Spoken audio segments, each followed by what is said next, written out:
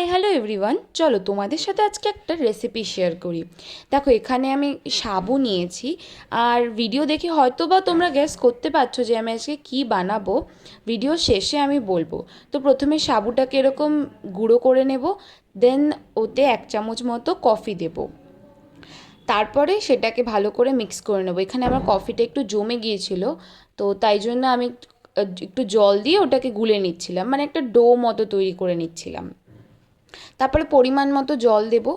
খুব অল্প অল্প জল দিতে হবে কিন্তু, কারণ অনেকটা বেশি হয়ে গেলে ঝোলঝোলা হলে এটা ডো মতো হবে না। তো এরকম একটা ডো বানিয়ে নিয়েছি আমি।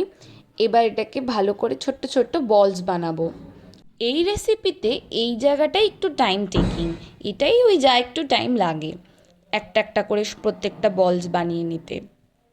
তো আমি এখানে একা পারছিলাম না, তাই আমি এক্সপার্ট হাতকে ডেকে নিলাম, আমার ঠাম্মিকে।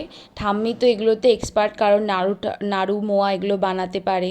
তো তাড়াতাড়ি করে আমাকে হেল্প করে দিল। তোমাদের বাড়িতেও কারোর হেল্প নিয়ে নিও। তো তারপর দেখো কি সুন্দর বলসগুলো হয়ে গেছে।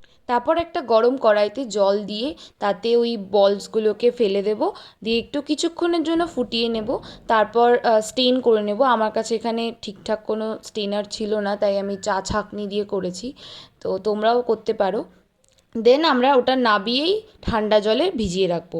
আর ততক্ষণে অন্য একটা কড়াইতে আমরা পরিমাণ মতো চিনি দেব।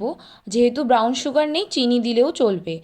তারপর চিনিটাকে একদম কালো কালো করে মেল্ট করে নেবো, ক্যারামেলাইজ টাইপের। তারপর আমাদের বানানো ওই বলসগুলোকে আমরা তাতে দিয়ে দেবো।